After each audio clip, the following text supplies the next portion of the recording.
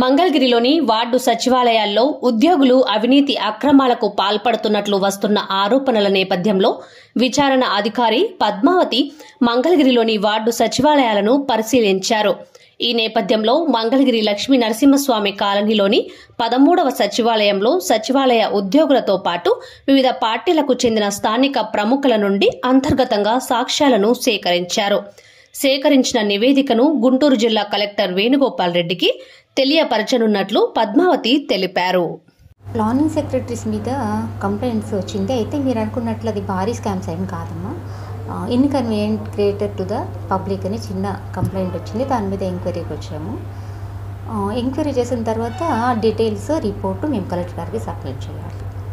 Madam, నిన్న మీరు వెళ్ళినటువంటి 1వ వార్డు తోట శ్రీనివాసరావు అవినీతి ఆరోపణలు వస్తే గతంలో కూడా వాయిస్ మెసేజ్లు వాయిస్ రికార్డులు బయటకు వచ్చాయి. ఆయన మీద అనేక ఆరోపణలు వచ్చాయి. అవి మీ దృష్టికి వచ్చాయని ఎంక్వైరీ వివరాలన్నీ కూడా మేము గోప్యంగా ఉంచి కలెక్టర్ గారికి సబ్మిట్ చేయాలండి. కాన్ఫిడెన్షియల్ రిపోర్ట్ సబ్మిట్ చేయాల్సి ఉంటుంది. అంతే తప్పితే అవి ఓపెన్ చేసేవి కాదు. పైన మీరు అనుకున్నంత భారీ స్కామ్స్ అయితే మాత్రం అక్కడ ఏమీ లేవు. రత్నాల చెరువు ఈ ప్రాంతంలో ఇక్కడ టౌన్ ప్లానింగ్ అధికారులు అక్రమాలు లంచాలకు పడి పర్మిషన్ ఇచ్చారని దాని మీద పనిచేస్తూ ఒక భవన నిర్మాణ కార్మికుడు కిందపడి చనిపోయాడు. అది అన్ని ప్రముఖ పత్రికల్లో కూడా వచ్చింది.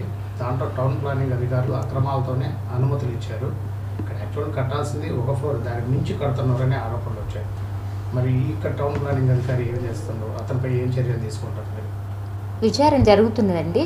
విచారణ జరిగిన తర్వాత డీటెయిల్స్ అన్నీ మేము పై అధికారులకు సమర్పిస్తాము. యాక్షన్ అనేది వాళ్ళు తీసుకుంటారు.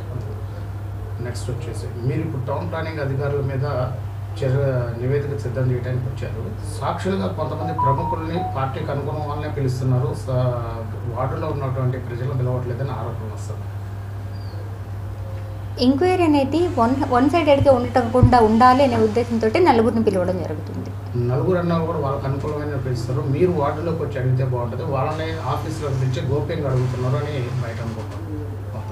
అదేం లేదు. మీ దృష్టిలో మంగళగిరిలో ఎంతమంది ఉన్నారు మేడం ఆరోపణలు వచ్చిన వాళ్ళు? సుమారు 6 ఉన్నారు. వాళ్ళపై ఎటువంటి నివేదిక తయారు చేస్తారు? ఎటువంటి అంటే నివేదిక అనేది ఎంక్వైరీ చేసిన తర్వాత తయారు చేసి రిపోర్ట్ అనేది మేము కలెక్టర్ గారికి సబ్మిట్ చేస్తామండి. ఎంక్వైరీలో ఏంటి అనేది మేము చెప్పవలసిన ఇది లేదు, చెప్పకూడదు కూడా. మీకు సాక్ష్యం చెప్పిన వాళ్ళలో ఈ రత్నాచర్ ఈ ఏరియాలో 3 అంతస్తులు 4 అంతస్తుల బిల్డింగ్లో కూడా అక్రమాలకు పాల్పడి పర్మిషన్ ఇస్తారు అనేది ఏమన్నా తెలిసిందా?